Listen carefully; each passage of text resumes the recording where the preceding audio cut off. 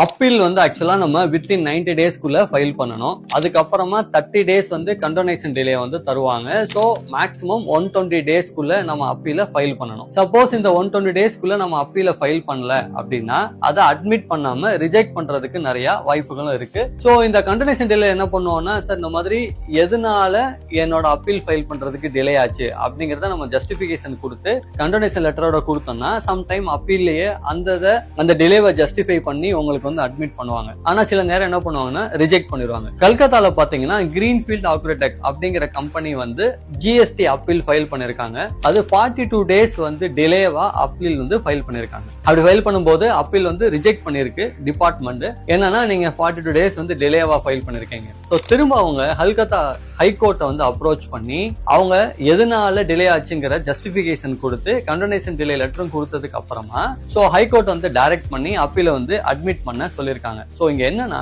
உங்களோட டிலே வந்து ஜஸ்டிஃபையபிளா இருக்கணும். At the same time condonation letter வேலிடா இருந்தது அப்படின்னா ஈவன் தோ டிலேடு அப்பீல் கூட உங்களால அட்மிட் பண்ண முடியும்.